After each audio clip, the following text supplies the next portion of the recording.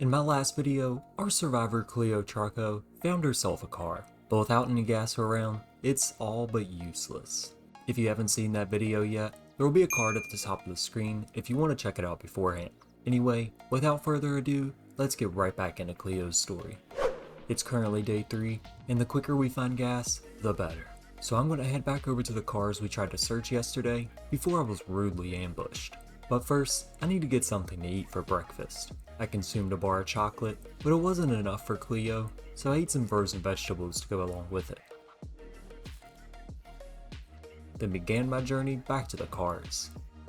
When I got a little closer, I realized the crash I was coming up on wasn't the one from yesterday. There was a sheriff's car in this collision, so hopefully there's something good inside of it. At least the keys were in here, as well as a few tactical walkie-talkies that I went ahead and dismantled for the extra XP. In the trunk, there was yet another empty gas can, of course. But when I got inside the truck, the keys were stored in the glove box. At least we're getting lucky on that front. But neither of the cars are going to be drivable anyway. Not without a lot of repairing at least. And to go along with that, both of the gas tanks were bone dry. Let's cross our fingers that one of the two we found yesterday has a little stored inside. But there are a few zombies in this trailer that we need to kill beforehand. The doors and windows to it were locked, so I smashed open the window before the zombie could, and finished it off. I cleared away the broken glass and hopped through the trailer. I instantly found the key to one of the cars outside in the first drawer we had searched. Also grabbed a bowl for oatmeal and salads, along with all of the food inside. I ate some of the ice cream though, to give me a slight boost before taking on the Z.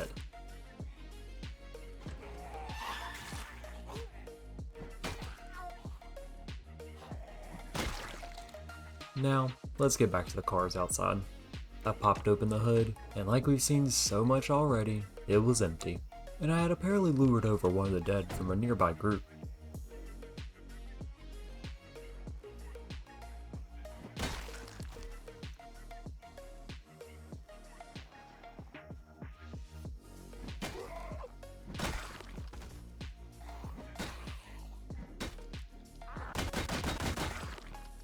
Now let's see if there's anything salvageable inside this burnt trailer.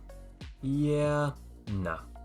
And to go along with it, their car outside also had no gas as well. Plus, the game decided to continue to make fun of me by giving me another empty gas can. Honestly, I might cry.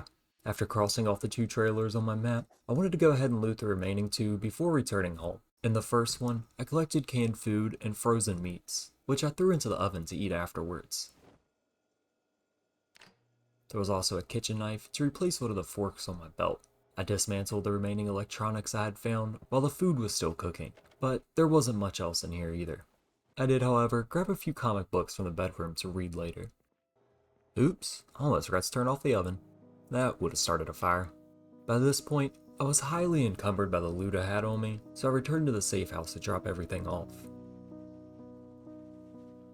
While here, I ate the remaining piece of sausage and smoked a cigarette to clear out my anxiety. Then I grabbed a gas can and headed back onto the road, deciding to loot the trailer when we returned, as I didn't want to get too filled up on weight yet.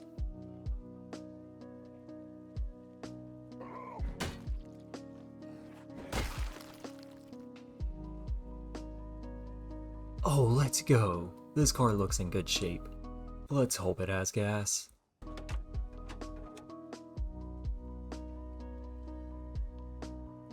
I should have known the doors were locked, but the trunk wasn't, so I was able to swap out my screwdriver for one with more durability. Then I forced open the kitchen window and hopped through, sweeping the area before looting. It's clear. The first shelf had 2 rifle magazines on it, the first teaching me about armor light rifles, and the second on FAL rifles. There was, of course, food in the kitchen, so I again threw some in the oven to eat later on. The next cupboard had the key to the car outside, so I'll now be able to check out the glove box. The bedroom dresser had a school backpack, so I'll now be able to store a little bit more on me, as well as a saw inside to start getting planks with. And in the last nightstand, a metalworking magazine to teach us how to make metal walls and roofs. Before I went back outside, I ate up the sausage that had been cooking and threw some stuff back in my backpack to lower Cleo's weight a little bit. The glove box of the car only had twine and alcohol wipes worth taking, so I headed back empty-handed.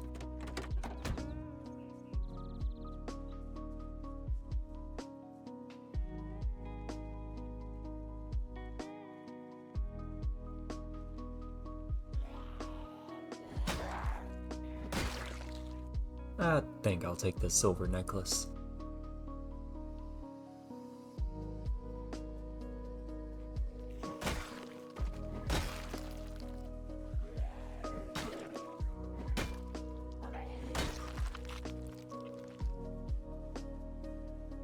When I arrived at the next house, it was very homey inside, definitely a place I could live once we had a car. While I was in the kitchen looting up, I placed 2 meat patties inside the oven for dinner, and while they were baking, I went outside, where I noticed a zombie.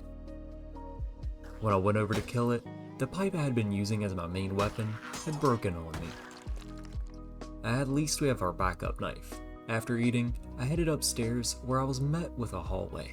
The first room being a library where I collected a lighter. The next room was an empty closet, but the third was a bedroom, still with nothing worthwhile inside though. The primary bedroom didn't have much either, but I was able to dismantle 2 watches that were in the nightstand. In the final room, I was able to take some soap. Then I exited out the front door to make my way back home.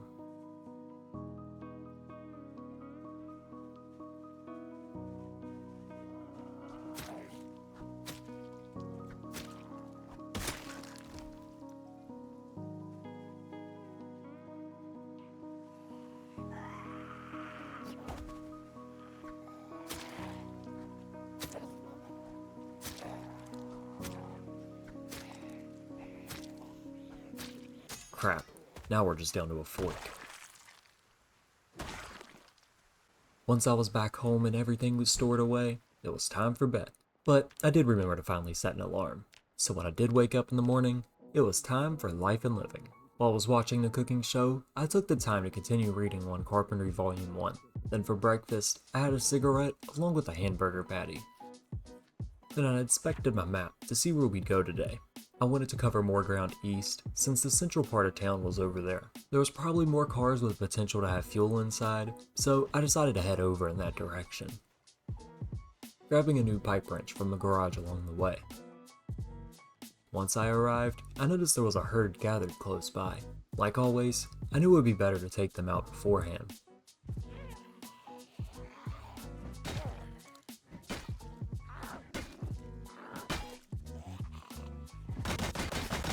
When I was finished with them, I tried to get through the front door, but it was locked. So I went in through the window. The house was in the process of being moved out of, so there wasn't much in here besides food, comics, and a metalworking magazine. The next house had a few more zombies in the back that needed clearing out.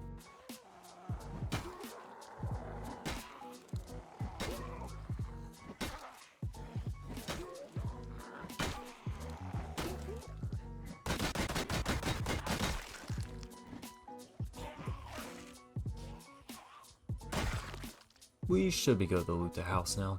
Besides food, the kitchen also had a bunch of soda for Cleo to drink as well.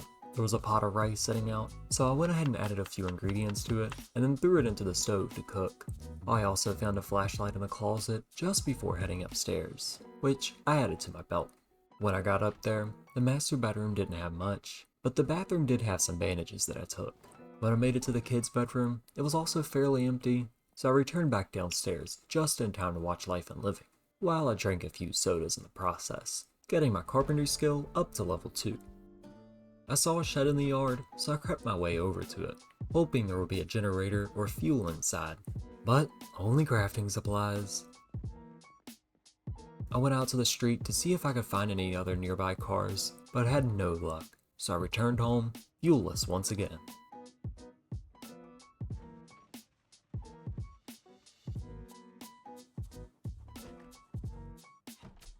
Ate the remaining rice for snack when I got back, and noticed I had a cough starting to form up.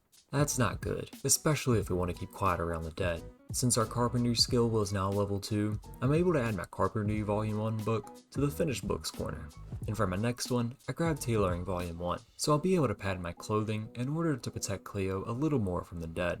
While I was reading that, Exposure Survival came on, but I couldn't quite tell what was leveling up.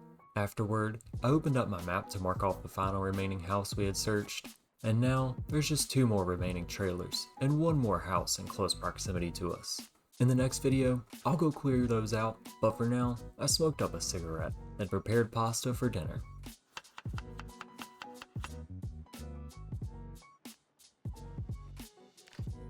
And while I was doing that, I brought in some tainted water from the outside for my next one.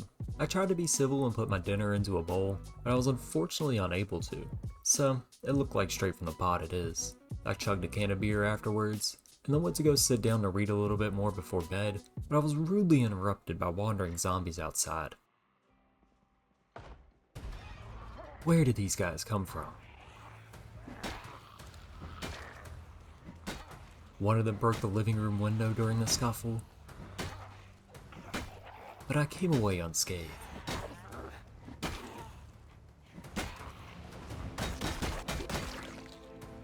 We need to get these windows boarded up, quickly. Anyway, if you all enjoyed this video and would like to see more Cleo Trucko's journey, drop a like on the video and subscribe if you're new to the channel. We're getting closer and closer every day to 1,000 subscribers, and I can't thank you all enough for that. Also, I haven't said this in a while, but my Discord link is in the description if anyone's interested in coming in and talking or playing any video games. Anyway, my name's SS Samurai 7, and I'll see you all in the next video. Peace out.